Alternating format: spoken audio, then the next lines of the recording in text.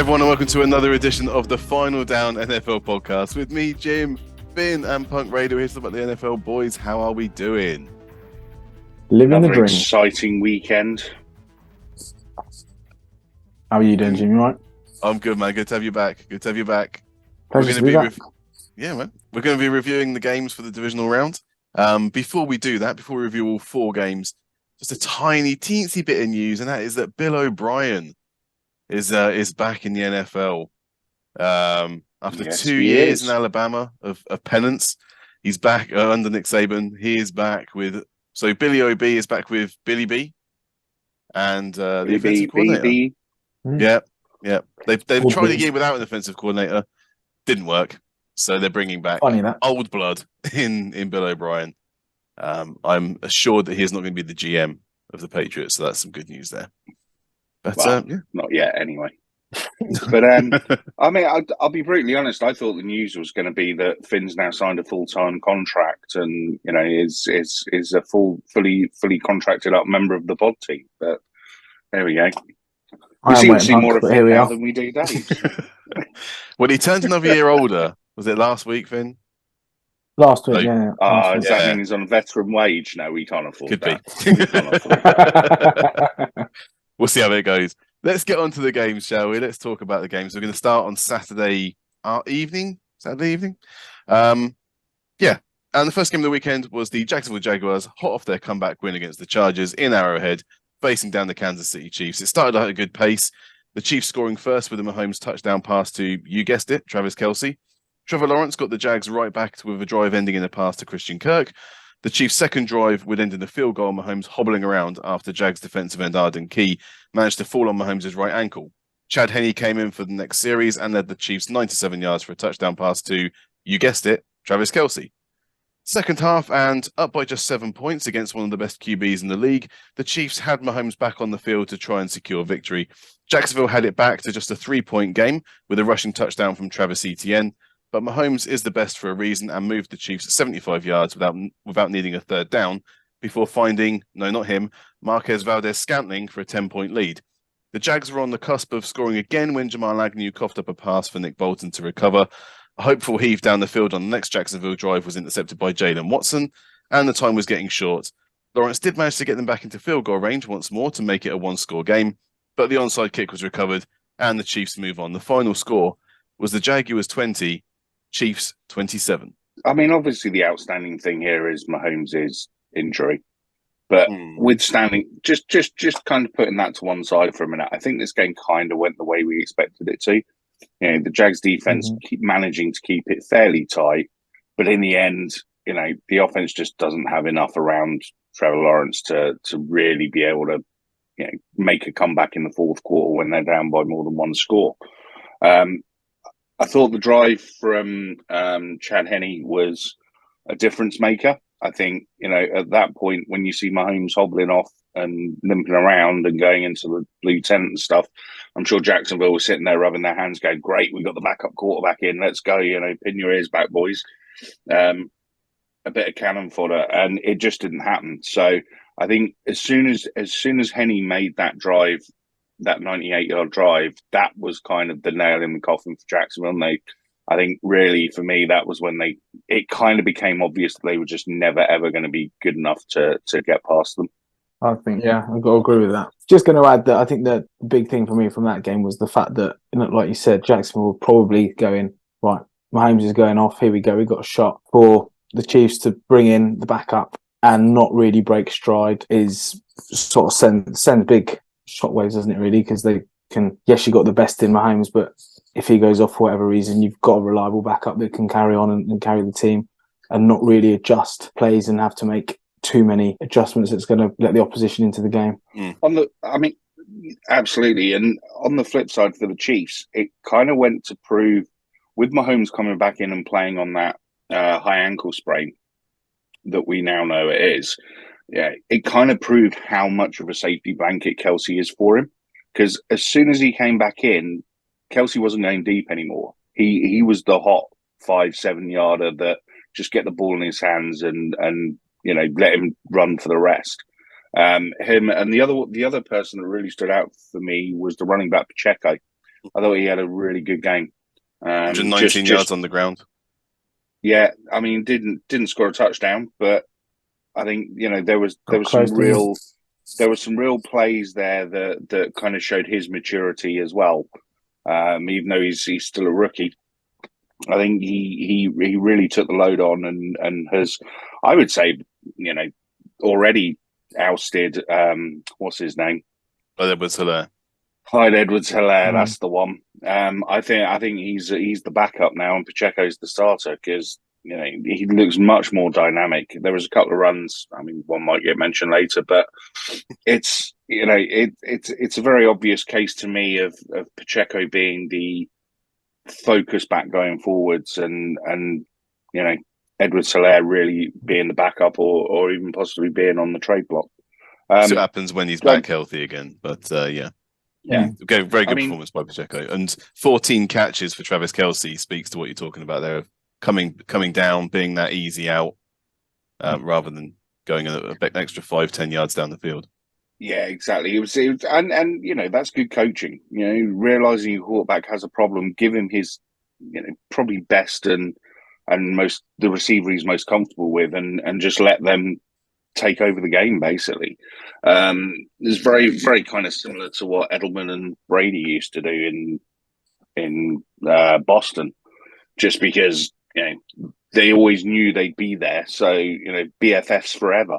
Let's talk about Jacksonville very briefly, shall we? Because they're the ones that are leaving, but what a great performance again. They put up some points. They just don't have enough going forward around Lawrence to be able to really cause teams like the Chiefs damage and put up more points than they concede. I would have quite liked to have seen. I know, I appreciate it's easier said than done, especially when we're armchair fans. But I think knowing that when Mahomes came back with that injury, I still felt he was given an awful lot of time with the ball in the pocket. I would have liked to have seen a bit more pressure going at him, because he would have been, as we know, he was more frail at the time. But they just seemed to, come up with some stops, but didn't really go after it. And then you flip that to then having a team on an offense that can score points, but against some of the best defenses in the league, they're not going to put up enough, because especially couple it with a class offense, they're going to concede a lot more. It's not going to be ever easy to beat the Chiefs with that offense, but I think they stuck in the game. And if it wasn't for Agnew in the red zone coughing the ball up, they would have been much closer. It would have been potential there for something that's happened. You can't just say Agnew coughing the ball up. He did. There were interception in those last 4 minutes. They had 3 drives, 2 ended in turnovers. It's not just Lawrence didn't play particularly well in the fourth quarter. Yeah, he managed to get him in for a field goal, but it really in that fourth quarter, Lawrence looked a little bit shell shocked.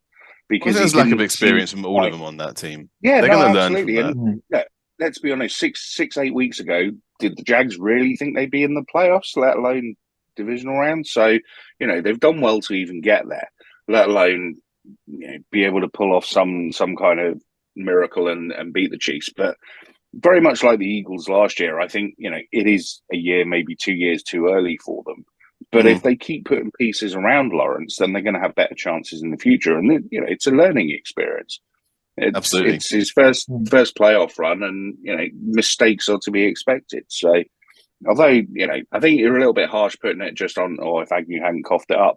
I'm not blaming Agnew for the loss. It's just that is one instance. It was a tight game. It was a 1-score game at the end. Yeah. And these things, these things matter. But and look, who knows what would have happened if there'd been a healthy Mahomes? But I'll be honest. I think it was a 1-score game mainly because Mahomes was hurt rather than the Jaguars being particularly good.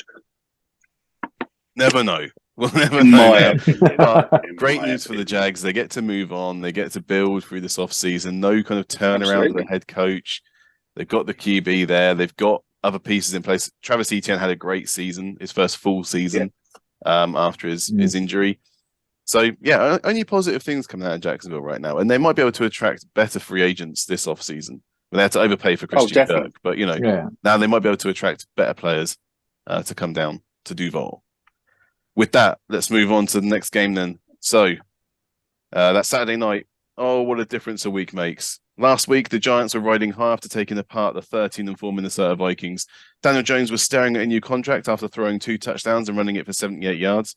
But this week, they came up against a proper dual-threat quarterback in Jalen Hurts and the 14-3 Philadelphia Eagles.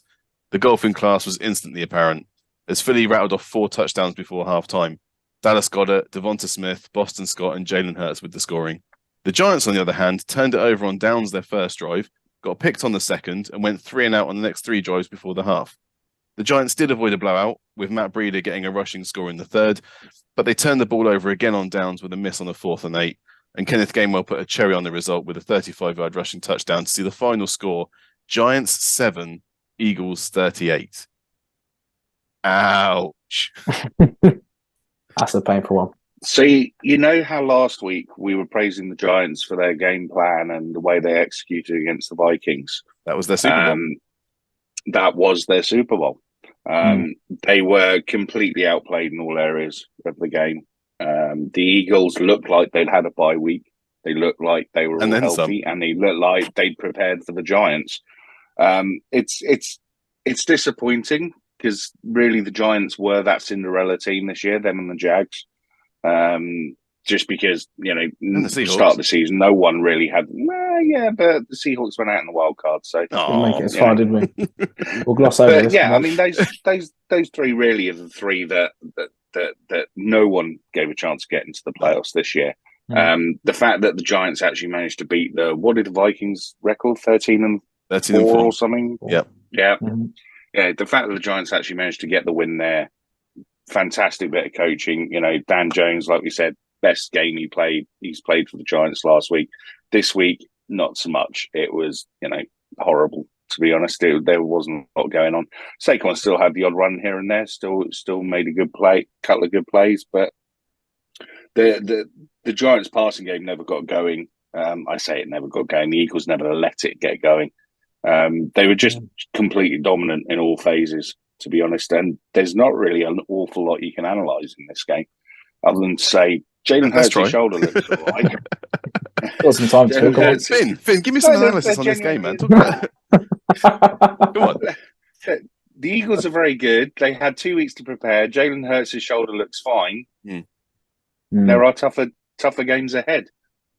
There was a real golfing class. I mean, I was expecting more of a fight from the Giants. I didn't think it was going to be that high scoring from the Eagles. I thought there'd be a few more going on from the Giants, but I mean, they just, like we said, it seems like they went all out last week and have only recovered Saturday morning and then played again. So then it just didn't seem I think they were still potentially riding the highs of beating the Vikings. Physically, we're out of it as well. And then you come up against an Eagles side that is playing some good football at the moment, some great football on both sides of the ball, who've had a bye week as well. I was expecting more from the Giants, but you can't really say you were expecting a Giants win or anywhere close to it. But we'd like to see a bit more from them. I mean, they had the Giants number, didn't they, all season? They beat them twice in the regular season, even when they were... Well, the second time doesn't really count, but they would have probably done it anyway if it was full strength versus full strength. And yeah, we've decided again. I mean, if you look at it, I mean, they were double the first downs for the Eagles. They were 10 of 14 on third down conversions, almost 200 more yards of offense than the Giants. There were 5 sacks for Philly as well, just 1 for New York. So they were just outdone on every area of the pitch. They're just a better team, and sometimes you just have to hold your hands up and say, look, at the end of the day, man for man, they are better. I don't think the Giants got out-coached or anything ridiculous like that. They just weren't good enough on the day. And when it comes to playoffs, unless you're playing out of your skin every single down, then it's going to be difficult for a team that is talent deficient compared to their opponents. I think the one thing one of the positive things I want to say about Philly is how good Dallas Goedert was. I think he really, really kind of, to me, stood out in the game as kind of the player that almost kind of grabbed the fact they were in the playoffs this year by the scruff of the neck and really kind of drove the team forward. I thought, even some of his off the ball stuff, like his blocking, and certainly, for the what's his name? Gainwell's touchdown. I mean, got it absolutely, seals the outside of that run to give Gainwell the lane to go through. So, yeah, I thought he played really well. I think Jalen Hurts basically shushed everybody up by saying that I'm absolutely fine, but I'm also very important to this team because obviously they struggle to close out that number one seed without him. But yeah, I know the MVP conversations happen after the end of the regular season, but it kind of just highlights how important he is to that team. Yeah.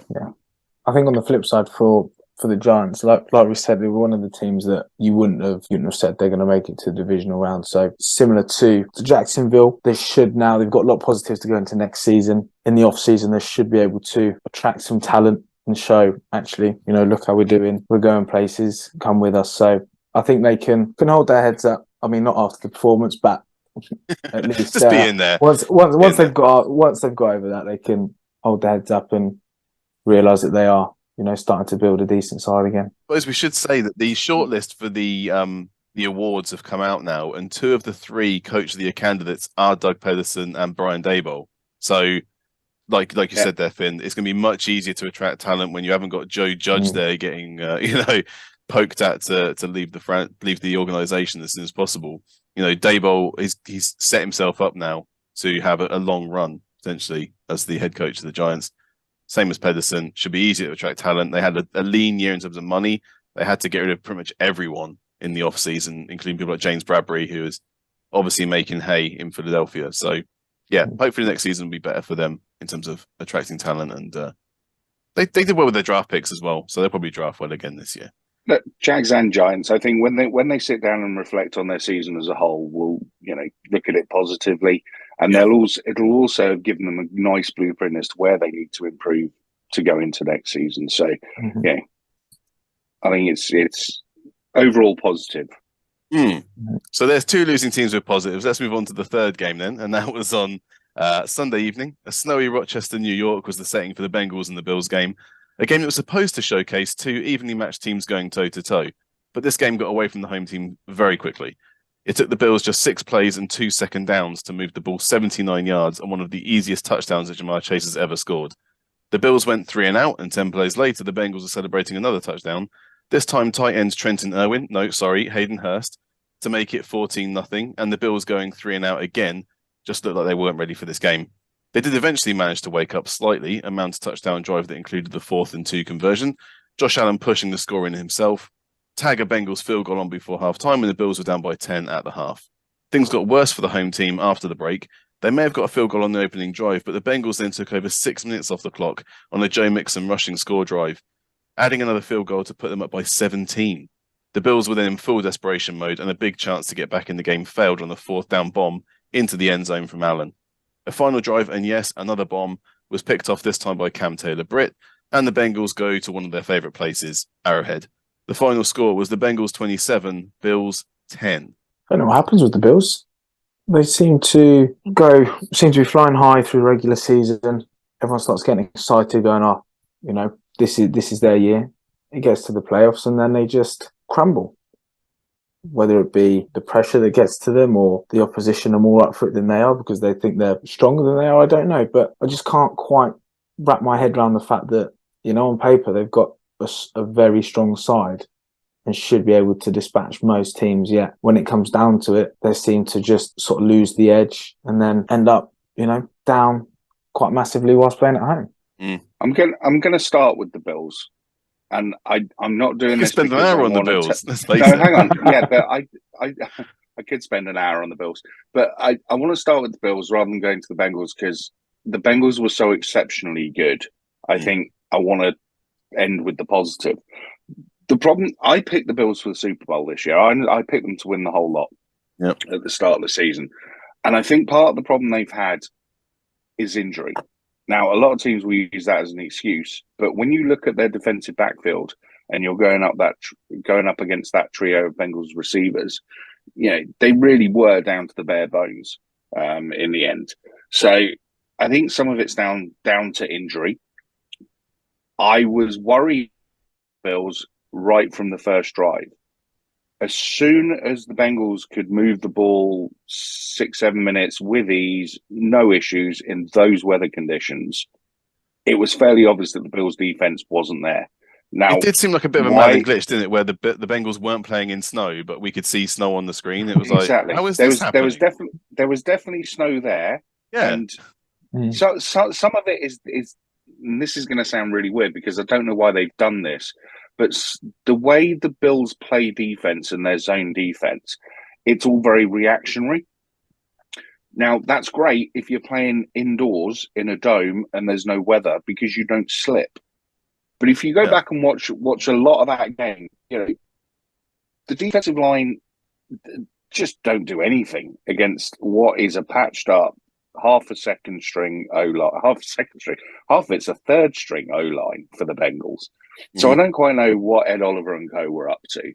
I think Milano played okay as in the linebackers, but again, they just it seemed like they were running in treacle when the Bengals were gliding across the top of the snow. It was absolute madness, and you know it's kind of difficult to put your finger on exactly why that was happening. Yes, in snowy weather, you know, offenses should have an advantage because you know where you're going, whereas your defender is reacting to where you're going. But equally, the Bills' offense didn't do a thing. Josh Allen wasn't doing anything. You know, Singletary didn't do anything. I mean, we know the Bills don't have a massive run game anyway, but the Bengals' defense were just stifling. I mean, the Bills had 63 yards on rushing as a team, and Josh Allen was the biggest rusher on that team. Exactly, and you know, it sounds like we're a broken record and we're repeating ourselves, but the Bills need a run game. They need a proper, solid number one running back like Joe Mixon. It's the Bills. Quite why they didn't turn up, I don't know, and I'm sure inquests will go on for a long time as to exactly what the problems were, etc., etc. I mean, what were Diggs's numbers? I can't remember exactly, but it wasn't great. So Stephon Diggs had 4 catches on 10 targets for 35 yards. There you go. Joe Mixon on the ground had 105 yards and a touchdown on 20 carries. Dawson Knox was the highest receiving yarder for the Bills. And you talk about the Bills wanting to get a run game, but they used a second round pick on James Cook, and then still don't use it. But even when he was in the game, even when Cook was in the game, he looked like a rookie. He really did. He wasn't picking the right holes. He wasn't bouncing well. He wasn't lowering his pads. You know, if you go and watch how Mixon was running, you know, north south straight. Don't try to make too many cuts. Just be sensible. And what Cook was doing, it's chalk and cheese. It's two. You know, Mixon's low to the ground. He's got a good base underneath him. Cook just looked like he was playing on ice skates, if I'm honest, when he was in there. And like you say, you know, the fact that yet again Josh Allen has to be the number one rusher for that team, for me, it's just a massive deficiency in what should be a Super Bowl winning team. It's very easy to be reliant on Josh Allen, isn't it? You can go because we've seen it countless times over the past few years. We know he's got an arm. We know he can rush. I mean, he puts himself into silly situations, but it's easy to then, and for him as well, to then go, "Oh, there's nothing on. Let me do it and try and carry the team." When you know you need to be able to spread out the plays and mix it up and keep the opposition guessing. He definitely welcomes that. He loves playing hero ball. He wants to be Jim Kelly 2.0. Yeah. He come from Wyoming. Exactly he wasn't the number one pick in the draft. He was a raw prospect that when I was watching him, I saw a cannon for an arm, but no accuracy whatsoever. And it took 2 years for Brian Daboll to kind of get the mechanics into him to sort his hips out. So he actually started aiming it a bit better. But Daboll's not there anymore. It's been, 5 years now? That was the 5th year of him in Buffalo. Sean McDermott is a defensive-minded head coach. It's not offensive-minded. And they're going to have to pay him a lot more money. There's a lot of money going out of this club. I mean, let's just look at it. Next year, Josh Allen, he's currently on $4.5 million. Next season, he's pulling in $27.5 million. I mean, the Bills are $20 million over the salary cap for next year, but they haven't signed anyone yet. So they're going to have the team is not going to be as strong next year as they are right now, and they were nowhere near good enough. No, especially when you look at the way the Bengals are built, and I am going to flip this conversation slightly to the Bengals because they were absolutely superb. I thought this would be the best game of the weekend, and to be honest, it was, apart from the Philly game, it was the easiest game of the weekend. Everything the Bengals did worked, whether it was offense, defense. The defense was just permanently in Josh Allen's face. The Mixon was running superbly. He was probably averaging 7 yards a carry, I would guess. 5.3, but it was that's more than enough. Close enough. More than enough. It's good in those conditions. That's more than enough. The fact that I think they only had 7 or 8 drives in the entire game because they were just keeping them extended. They were keeping the clock moving. They weren't giving any opportunity. By the end of the first quarter, I'd already given up on the Bills. It was that one-sided because you could just see there's no way they were going to be able to get back in the game. They blanketed Diggs. They restricted Big Game Gabe to a couple of catches here and there, but that was about it. Mm-hmm. All right. It was almost too easy for them in some ways, and I sat here last week and maligned their offensive line. I think their offensive line played absolutely out their skins. Once or twice Burrow got a bit of pressure and knocked down, but to be honest, he spent most of the game just standing there in the pocket, feeding the ball to the receivers. Only sacked Burrow once. Josh Allen was sacked 3 times. I think to go to New York in those conditions and up a performance like that, Chiefs are going to be looking at that, going, "Okay, right, we got a game on our hands." Oh, it's a game and a half, but to score 10 points at home, you had everything going in your favor. That's your home stadium. It's all your fans there going mental. You've got DeMar Hamlin. You're used to the conditions. They had all the reasons to come out and play well and do it for DeMar and, get through to another championship game. Yeah. Mm-hmm. They absolutely fell on their face. That is the most embarrassing of all the games this week. And we haven't got to the funniest one yet. But this is the most embarrassing because it's the most detrimental to what's going to happen next season. The Bills won't be this strong next season. There are some massive questions to be asked about what's going on there. So there we go. Sorry about that downer, Buffalo fans, but look, on the flip side, the Bengals, they were playing with the chip on the shoulder as well about the whole neutral site thing and all the rest of it, which was very evident in Burrow's post-match press thing, where he just kind of went, "Well, hope they're ready to give the refunds," which I thought was a great line, to be honest. I know you don't like it because obviously, I don't like it because of what it's relating to. It's not as if the league just got together and went, "Oh, we want to post this statty." A guy had a heart attack on the field. There's no way you can get around that, and everyone's going to be happy because they had to stop playing the game. No, of course not. But what the Bengals have done is taken the situation and decisions made by the NFL and turned it into fuel to help them, and that is something that is almost uncoachable. They've just taken that, put that little chip on their shoulder and said, "You know what? We're going to screw this up for the NFL." And everyone in the media that's talking about what happens when Patrick Mahomes plays Josh Allen and this, that, and the other, which everyone was that's doing. The media. That's the media. No, absolutely. But this is what you do. If you not us. We've always said the Bengals have been a good team, but I can see why they went into that game and went, we're going to have a no-nonsense. They've looked at the weather, they've gone, we're going to have a no-nonsense offense. We keep the clock running. We just hold on to the ball and we score on every single possession. And that's exactly what they did. Mm-hmm. It was great coaching. It was great execution in the weather conditions because they kept going good, bad, good, bad, good, bad. So, I think the Bengals deserve an awful lot of credit for the way they played, and as we'll talk about later, they quite like playing the Chiefs. So it certainly makes for an interesting AFC Championship game.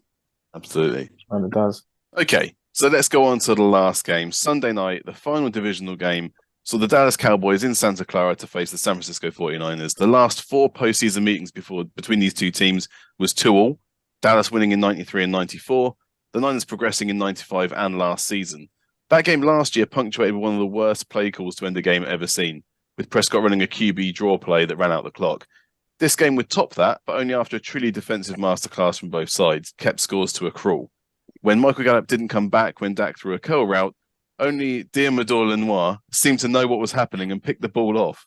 The Cowboys held the Niners to a field goal before going on a scoring drive of their own. Dak bouncing back to hit Dalton Schultz to finish a 14-play, 74-yard drive. That included the fourth down conversion. Of course, Brett Maher shanked the extra point so bad that it hit a defender's hand, so a second Niner field goal made it level on points. Then Dak goes and gets a pass jumped by Jimmy Ward. It lands into the arms of Fred Warner, and the Niners can tack on another field goal just before the half to take the lead. Second half, and a Cowboys punt to Ray McLeod gets punched out by Kelvin Joseph for a rare Dallas turnover. Again, the defense stepped up and held the opposition to a field goal. Maher can make those. There is a power play catch by CeeDee Lamb now and one for George Kittle, but I'm going to skip over those and go straight to the next score, which was the Niners feeding Christian McCaffrey after a defensive holding penalty that had kept the drive alive.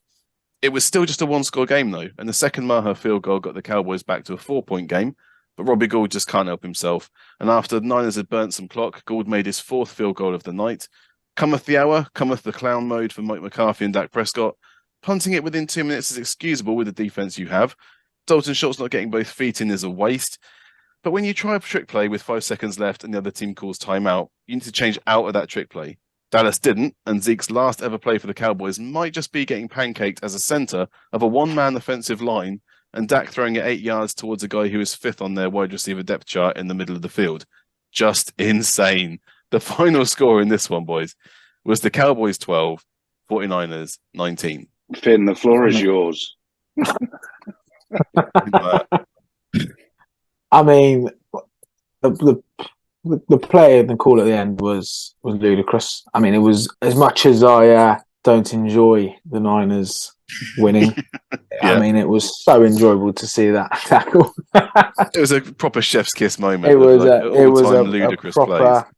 Yeah, I don't care what's going on here. I'm going for you. Yeah, I think it was a very defensive-minded game. Both teams came up with some huge plays on the defensive side of things. We know they've got options going forward, but to limit both to very low scores is testament to the defensive jobs that both sides are doing. And it's going to, I think, Niners having that defense with the offense as well moving forward is only going to, I mean, we were privy to it in the wildcard weekend, which we won't go to because I might, start tearing again. up. So We're not animals. No, well, we'll see about that.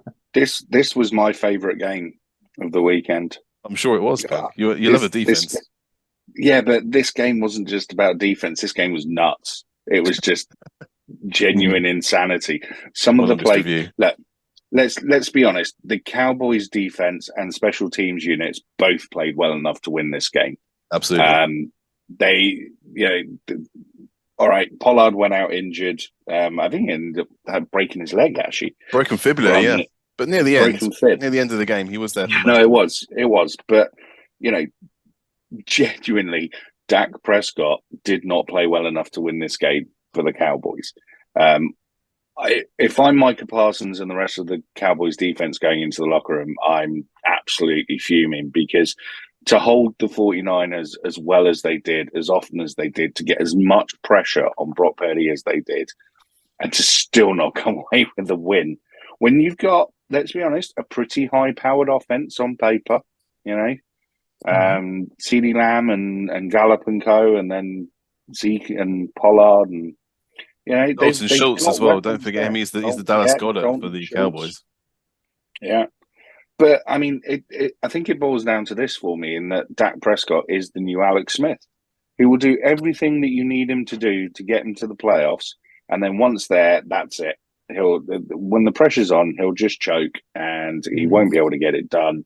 And I think Dallas have a real problem going forward with it. I think it's quite funny when you realise that Brock Purdy now has more divisional round playoff wins than the Cowboys do in the last 27 years. Mm-hmm. That's quite a fun little stat I came across. But Purdy did exactly what the team needed him to do. No turnovers.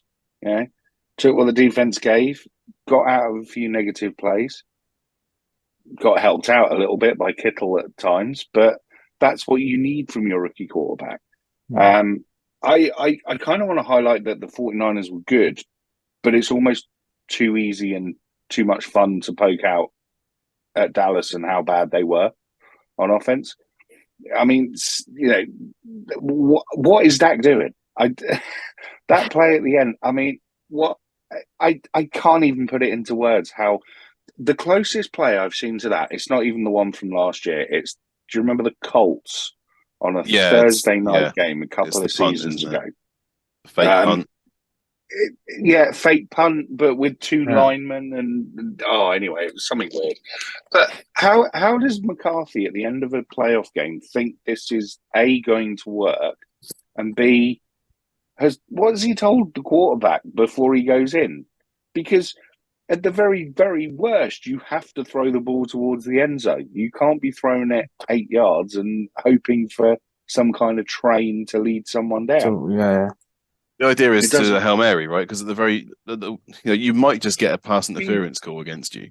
You might get something go your way if you throw it into the end zone. Exactly. If you throw it long, something may happen for you. What it looked like, it looked almost, because obviously you're going to get pressure straight away. It looked almost like he should have passed it to T.Y. Hilton, who was at the back, and that was kind of a screen.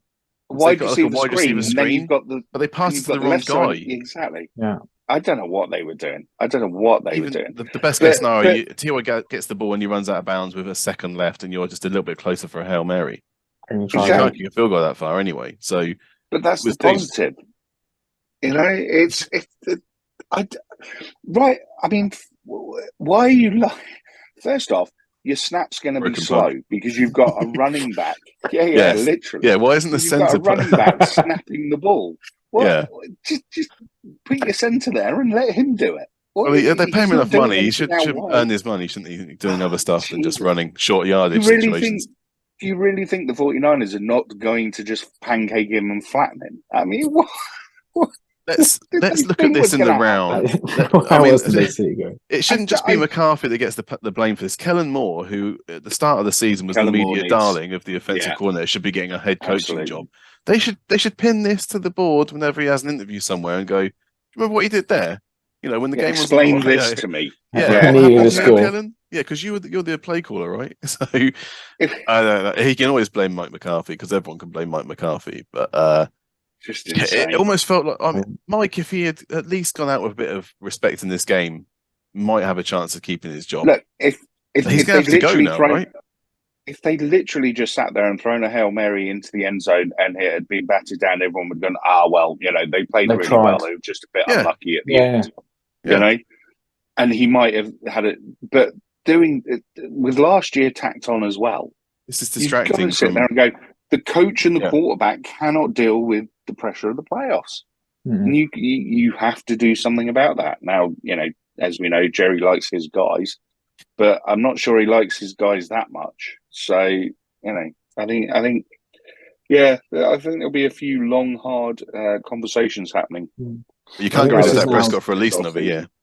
Well, no, this is obviously now the talking point, isn't it? This big, shocking play call in the dying seconds of the game, whereas defensively, to limit the Niners, how they did, they were fantastic. But then that's not going to be spoken about because of the stupidity that took place. So, like Punk said, you throw a Hail Mary, yes, it gets back down, but everyone goes, all right, okay, they played well, just wasn't their day. They gave it a shot at the end, but now everyone's going, why the hell were they making that call?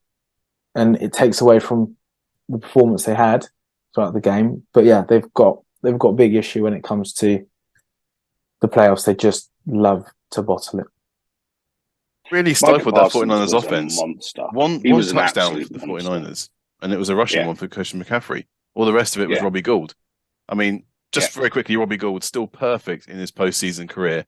Four field goals last on the weekend, but he's now 29 of 29 career field goals and 38 of 38 extra points. The guy's money. It's not bad. The opposite of Brett Maher. That's why he's called gold, mate. Yeah. Talking of gold, I mean, Zeke, that might have been Zeke's last play. I'm sure he doesn't want it to be his last play as a Cowboy, but he is due $12.4 million next year in base salary and signing bonus. there isn't out in his contract as well. There'll be about 12 million dead cap hit, but what's the point of Zeke Elliott anymore? They're not paying him 12 yardage, million. Running back, so yeah, they're not paying that. They're getting away from Zeke. It's Pollard's job. It's Jerry's boy. Well, yeah. I mean, at the very best, I think he can renegotiate, and if he takes 2 million, he might just about stay on the squad. But that's not going to happen. I still want to come back to Micah Parsons, because Micah Parsons was an absolute monster in this game. He was leveling linemen. He was just everywhere on the field. He was doing every single job that the Cowboys needed him to do at any moment. I haven't watched the Cowboys in a few weeks, to be honest, not properly, and I'd forgotten how good he was. I think he's got to be up there, and I know the honors thing got announced today. I haven't he's seen in the short list for defensive rookie. He's got to be in the short list. No, defensive player, not rookie. Oh, sorry, defensive player. Rookie. He won rookie last year. Defensive player, he'll lose it to Bosa, but he probably will lose it to Bosa, because Bosa was the sack leader, wasn't he? But I think from an all around perspective, Mike Parsons was the player of the game, and he absolutely was. Just the fact that he was leveling linemen that are 60, 70 pounds heavier than him is just phenomenal, and from a guy that's, he's not even really linebacker size. He's about 240 or something. Yeah. So, it's just testament to how much of a motor he's got as well. He doesn't take a play off. He's just absolutely everywhere, and I love him. I think he's great. It's just a shame he plays for the Cowboys. Fred Warner's similar, Fred Warner's a little bit more of a standard linebacker, but again, he was just calling out everything.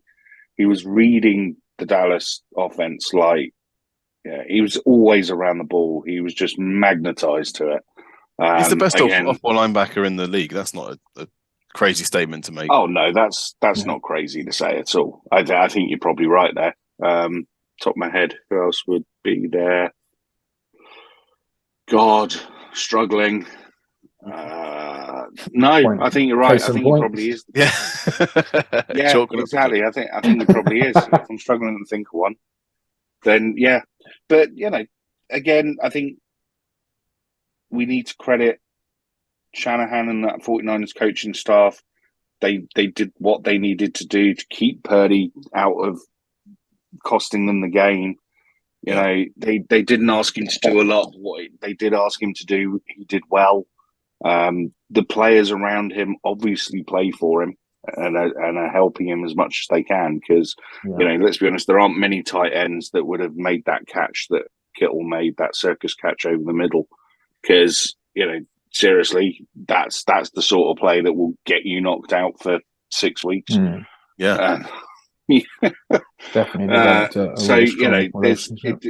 There are far too many players, rightly or wrongly, in this league that would have just said, "Yeah, no, you overthrew me on that one," but he didn't. Decision, Yeah, exactly. So well done to the 49ers. They passed the test.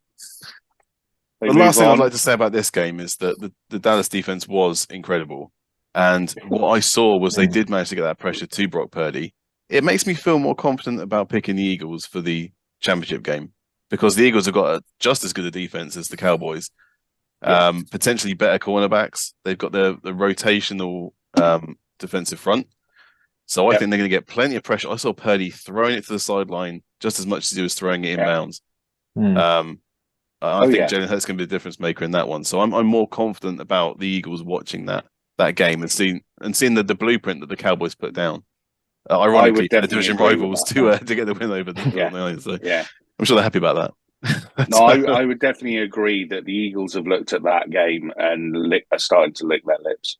Yeah, because I think the Eagles' defense is, like you said, better in the back and cornerback. I think they've got better cornerbacks, better safeties. They've definitely got a better defensive line, and like you say, they've got that rotational set up where they keep all their linemen fresh.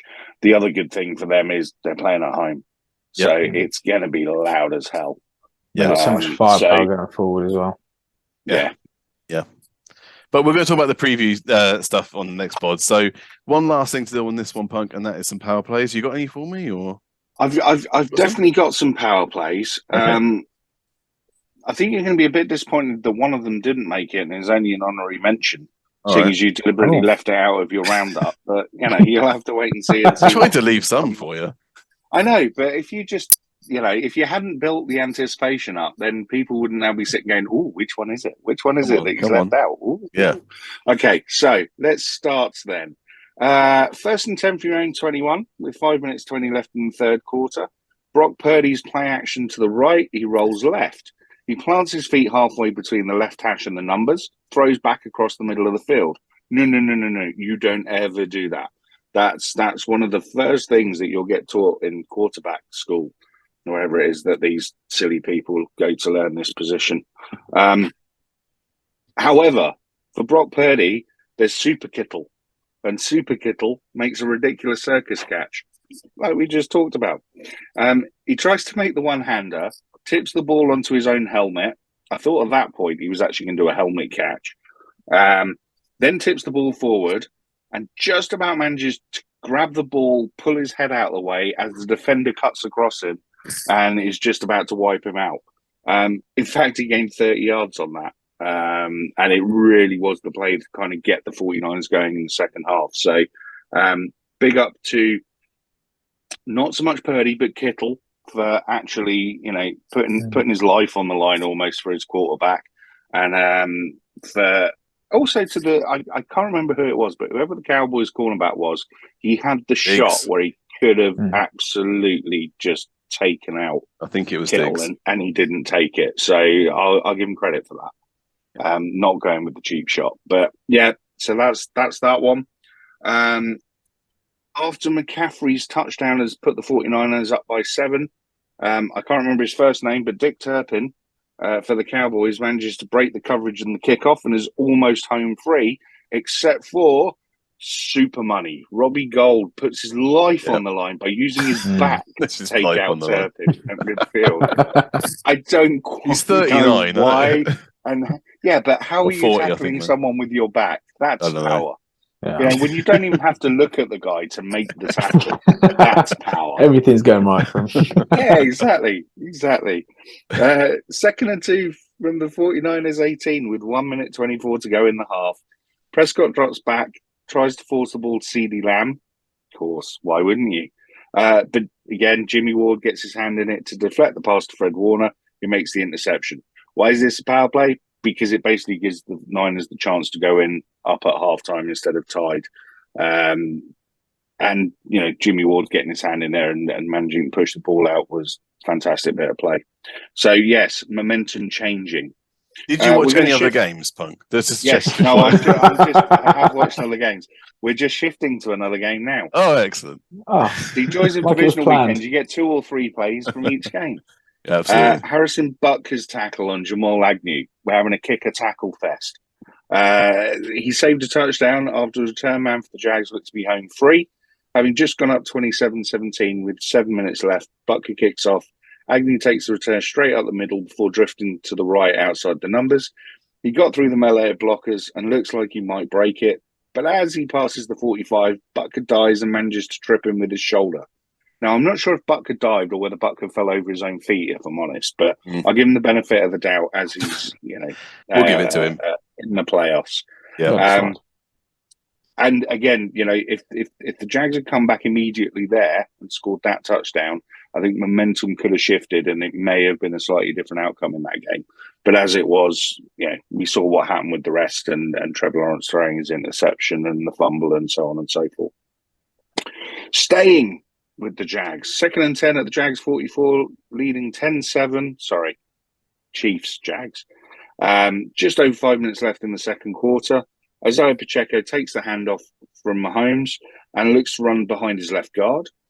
He basically gets there and finds a big wall of 300-pound people blocking his way. So what does he do? Well, instead of just collapsing and getting tackled, he bounced outside and hit the afterburners and was finally bumped out at the 3 to set up the game-stretching score for the Chiefs. Once that touchdown went in, that was it. That was the game, because it was 2 scores and Lawrence was never coming back. But the Jags had that stuffed. They had that completely stuffed. And Pacheco just, I don't know where he gets those afterburners from, but he just has this ability to go from 0 to 100 in like a snap of the fingers, you know? These youngsters, it's a bomb punk. Yeah, I know. It's terrible, isn't it? Right. They'll learn soon enough. Yeah, absolutely. One more play from this game then. Jalen Watson's one-handed interception to halt the Jaguars' attempted comeback. 3:58 remaining, fourth quarter. Jags are at midfield and down by 10, obviously pushing to get a score. On 2nd and 6, Lawrence drops back, looks to throw to the right sideline for Zay Jones, but Watson sees the ball coming. Zay Jones doesn't look back, and he pivots and takes the ball one-handed before Jones has even recognised that the ball's on its way to him. That pretty much put the nail in the Jags' coffin, and was the back-breaking play of that game. Honorary mentions. I'm not going anymore with the plays themselves because they are the cream of the crop. They've risen to the top. But the honorary mentions go to Josh Allen's laser pass between two defenders to Gabe Davis right before halftime. That window is tiny. Come on, man. There's not many quarterbacks that could have got that in there in the driving snow. Dallas Goedert's one-handed catch and spin to score the opening touchdown for the Eagles. After that, it was pretty much plain sailing. And the final honorary mention goes to the one that you wanted in there, which was CeeDee Lamb's mid-third quarter 50-yard bomb catch on the left sideline. To be fair, that was the one that almost made it in, but I figured I'd gone long with 6 anyway, so I had to drop one out. Yeah, but that one wasn't a huge momentum shift or anything. It was just excellent athletic play. So I would still recommend people go and watch it, but it's not making it. Well, they can see it on the video on YouTube, Punk. Oh, They'll see all of these. They'll see all of them on there. Don't worry. Oh, of course. I keep forgetting you do all this magic wizardry with like pictures. Yeah. Stealing pictures from the since plucking them out of the air, putting them into our videos. So there you go. Punk's power plays for the divisional round. Oh, thanks, Punk. There's only like 3 games left. What are we going to do? There are only 3 games left. Getting withdrawal symptoms anyway. Try and talk about that. Yeah. It's been how many months since the Raiders played the game?